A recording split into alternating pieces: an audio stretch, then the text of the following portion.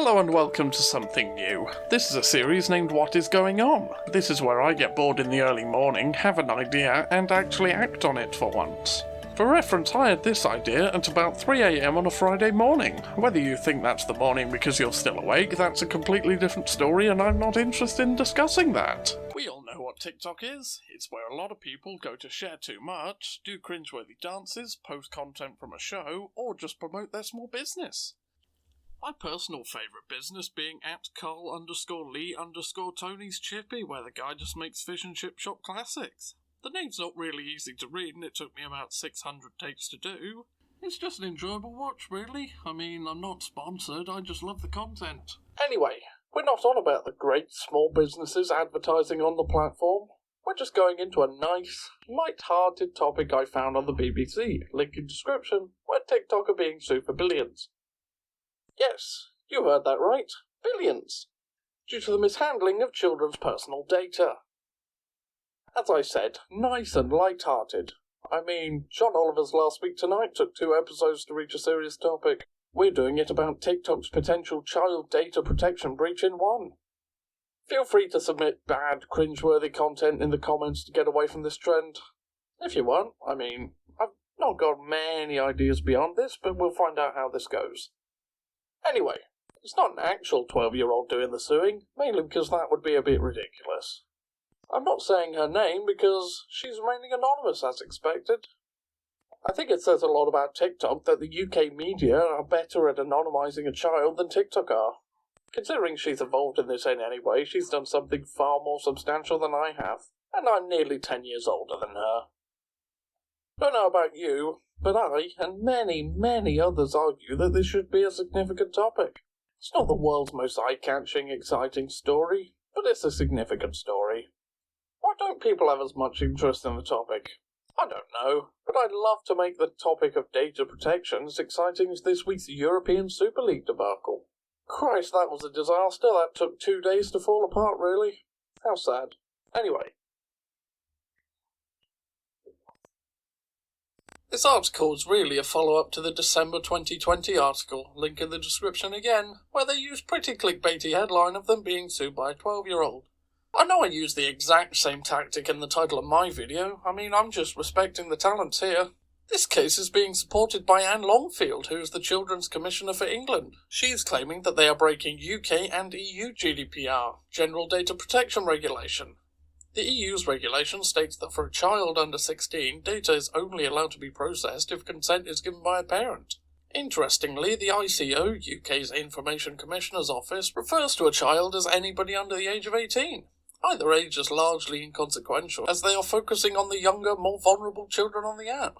According to Ofcom, 44% of 8 to 12-year-olds use TikTok, despite the minimum age being 13. As expected, really, the child remains anonymous for obvious reasons. Then again, when you discuss the case in the article, how anonymous is she? Or since the article discusses the illegal use of data on a wider scale too, are any of us really anonymous? The article also references a case where 4 million iPhone users are being illegally tracked by Google. This being raised probably tells me that the privacy is pretty limited, really. I've seen others arguing that it's dead already. Let me know what you think in the comments, and whilst you're down there, feel free to like and subscribe.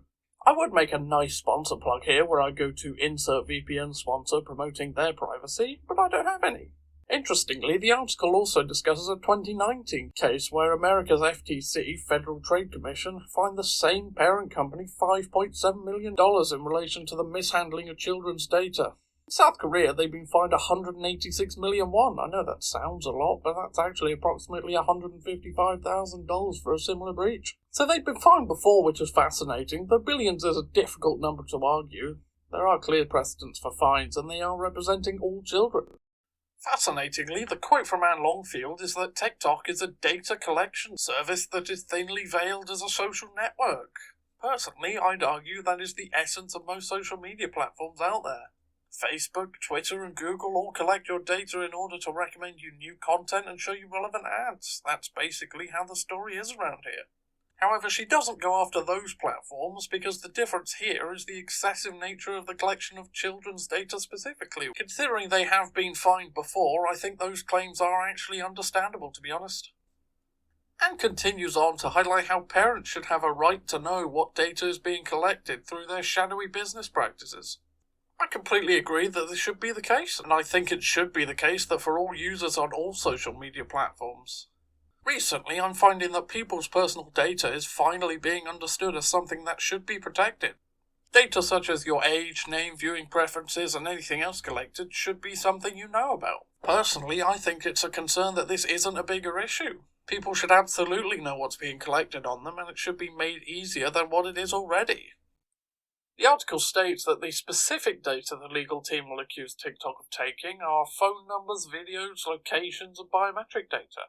Obviously, it depends on how specific the data is, but knowing a child's location sounds a bit suspicious and sketchy to me, personally. Some parents would be outraged if a school were doing such a thing because they're supposed to be keeping children safe.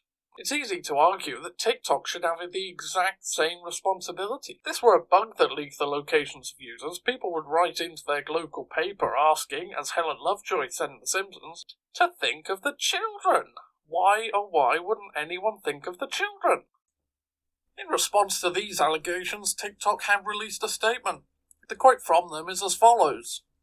Privacy and safety are top priorities for TikTok, and we have robust policies, processes, and technologies in place to help protect all users and our teenage users in particular. We believe the claims lack merit and intend to vigorously defend the action. I mean, it's not the world's most groundbreaking statement of all time, or they could make, or even anything else, really. If anything, it feels a little too generic for my liking. Then again, any type of apology may be used against them in the case, so it's not hugely surprising, even if it's the smallest "we apologise for how you feel" apology. I expect any real apology would come around after a negative verdict for them, to be honest. As much as I would like for things to move forwards quickly and to push out a second video about the outcome, I'm not expecting for this to be a short case in the slightest, mainly for the fact it's billions and I expect that their parent company ByteDance to push this as hard as they can to prevent a loss. The article itself states that each child affected would be owed thousands of pounds. If it gets to that stage, it will take a long time for anything to take effect. What might cause issues for this type of case is another case as precedent cited earlier in this video where I pointed out about Google being accused of tracking 4 million iPhones. This case developed in 2017 and is only due to be heard by the UK Supreme Court soon. When using this case as a precedent, I wouldn't expect any information on this for years, and I wouldn't be shocked if we approach the mid-2020s and we still have no information on it.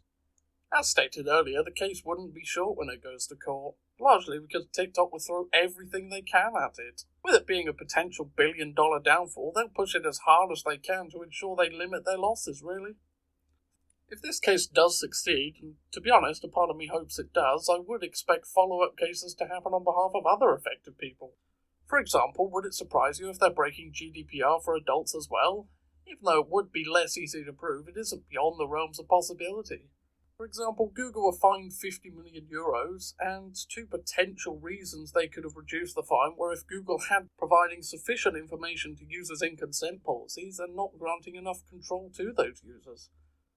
Personally, I don't think it would shock anybody if that's the case for any other social media platforms, and especially TikTok. Google and TikTok are nowhere near the only examples of social media platforms argued to be in breach of GDPR. And it's not going to be a story that goes away in either the short or long term. For example, in 2018, WhatsApp, Facebook, Google and Instagram were the platforms targeted by an NYOB.EU complaint. The group call themselves NYOB due to the acronym None of Your Business, and their belief that a company should not be involved in the privacy of an individual. The privacy group was started and is led by lawyer and privacy activist Max Schrems. The complaint surrounded the understanding that it was, and I quote, consent or nothing, which they understand to be in breach of GDPR, Article 7, Section 4.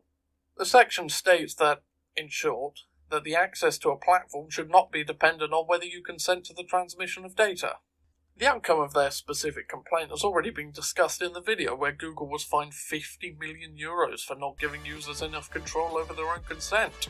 The outcome being so because Google included unnecessary consent and blocked access to those services if consent was not granted. If you got this far into the video, I'd like to thank you for getting here.